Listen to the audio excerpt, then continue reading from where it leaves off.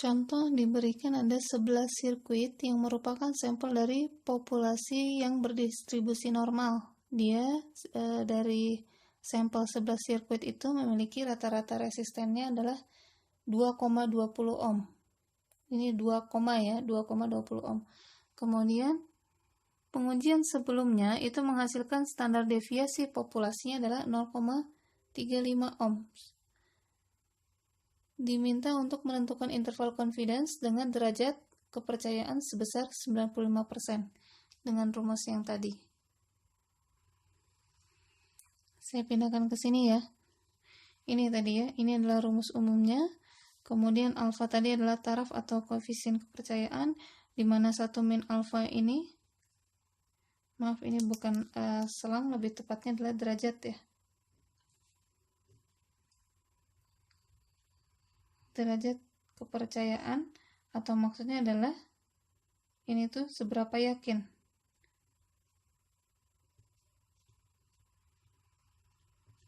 Seberapa yakin estimasi kita mengenai rata-rata populasi dari hasil analisis rata-rata sampel.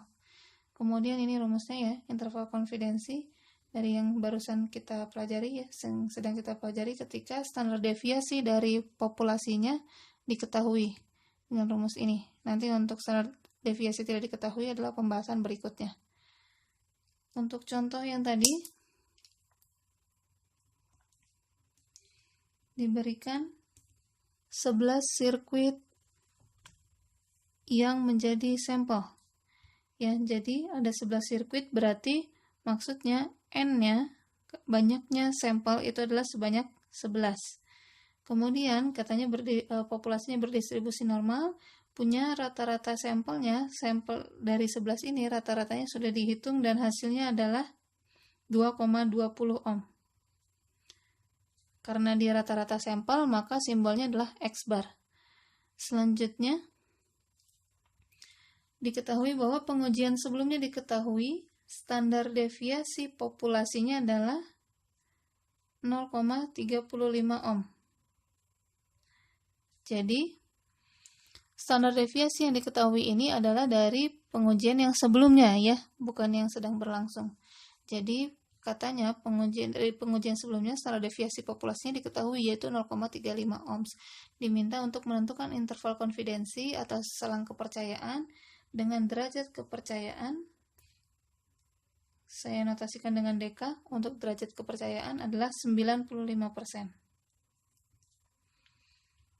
Ini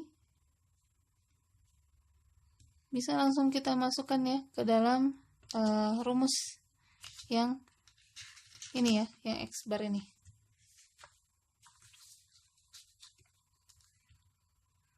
Jadi X bar plus minus Z dikali sigma per akar N. Kita mengetahui X barnya adalah 2,20 plus minus Z-nya itu kita menentukan dari 95% ini ya. Yang ada di tabel yang sudah kita hitung sebelumnya pun hasilnya adalah Z-nya saya tulis di sini ya. Z-nya adalah 1,96. Z dari 95% tadi ya. Maka Z ini langsung kita isi di sini 1,96 dikali standar deviasinya adalah 0,35 dan akar N-nya adalah akar 11. Ini tadi ya, 1,96 kita dapatkan dari sini. Ya, ketika confidence levelnya atau derajat kepercayaannya adalah 95%. Z value-nya adalah 1,96. Kita bisa menggunakan langsung dari tabel ini saja ya, ketimbang kita membaca tabel Z langsung, karena kurang lebih confidence levelnya menggunakan nilai-nilai yang seperti ini. Ya, yang ada di sini. Kebanyakan begitu. Jadi bisa kita langsung gunakan Z value-nya. Baik, kembali lagi. Ya, ini kita hitung.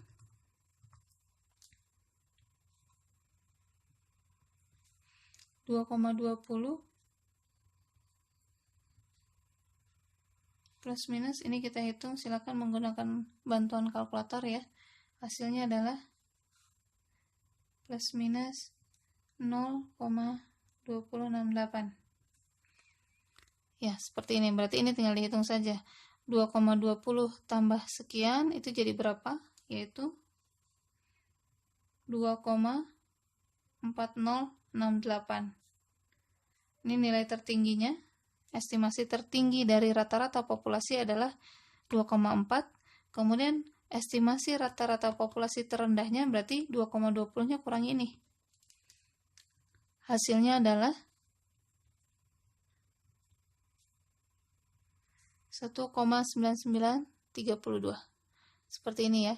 Jadi, kita mengestimasi bahwa rata-rata populasi itu ada di antara 1,99 sampai 2,4. Seperti itu. Ini maksud dari selang kepercayaan ya. Karena yang kita dapatkan kan hanya rata-rata dari sampel ya, tapi mau mengestimasi, memprediksi rata-rata populasi. Seperti itu ya. Selanjutnya adalah bagaimana interval konfidensi terhadap rata-rata populasi ketika sigmanya atau standar deviasi populasinya tidak diketahui. Padahal di rumus yang tadi kita kerjakan itu kan menggunakan standar deviasi populasi ya. Nah, bagaimana ketika standar deviasi ini tidak diketahui? Maka pengerjaannya ini, dia akan menggunakan bantuan tabel distribusi T.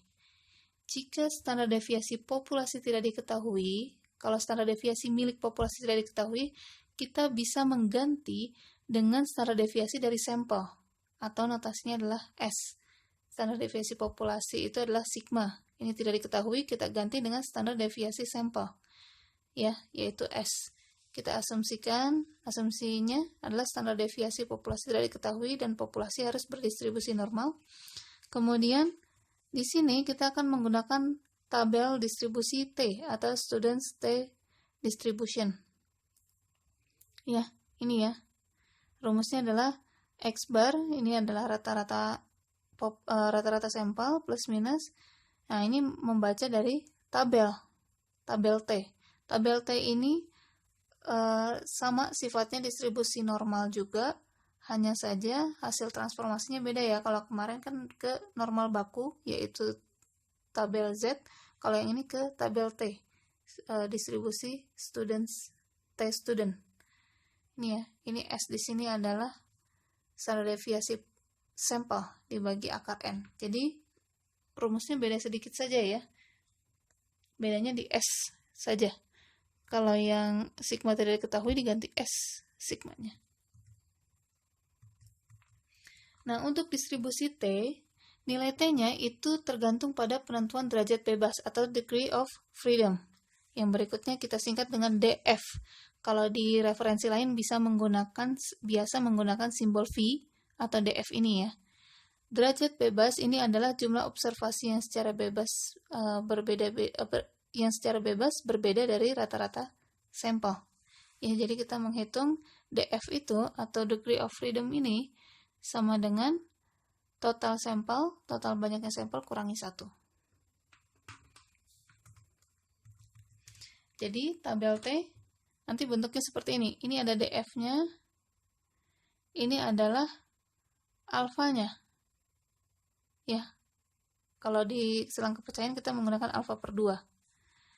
Jadi kalau jika N-nya 3, misalnya yang ini, kemudian, N-nya 3 berarti DF-nya itu kan N-1 rumusnya tadi ya.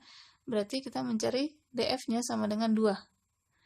Diberikan alfanya itu adalah 0,10, alias derajat konfidensinya adalah 0,9 ya, atau 90%, maka alfanya adalah 0,10, dan alfa per 2-nya adalah 0,05. Kita lihat 0,05 ada di sini, sehingga DF2 dan 0,05-nya adalah di sini, 2,920. Membaca tabel T itu lebih mudah daripada membaca tabel Z, karena lebih jelas. Ini ya. Jadi, di sini notasinya adalah V, maksudnya adalah DF. Ini adalah banyaknya data sampel dikurangi 1 ya, DF. Kemudian yang ini T 0,1, T 0,05. Mohon maaf kurang jelas, nanti bisa dilihat masing-masing. Ini adalah T 0,025. Ini apa? 0,1, 0,05, 0,025. Ini adalah nilai alfa. Alfa tadi adalah taraf kepercayaan atau koefisien kepercayaan, ya. Dari 95% berarti alfanya adalah 5% alias 0,05. Jadi tinggal dilihat V-nya di sini, misalnya datanya ada 5, maka V-nya berarti sama dengan 4. Kemudian alfanya diberikannya adalah 0,01. Ya. Maka dari 4, 0,01 yang ini hasilnya adalah 3,747. Kurang lebih begitu ya cara membaca tabel T.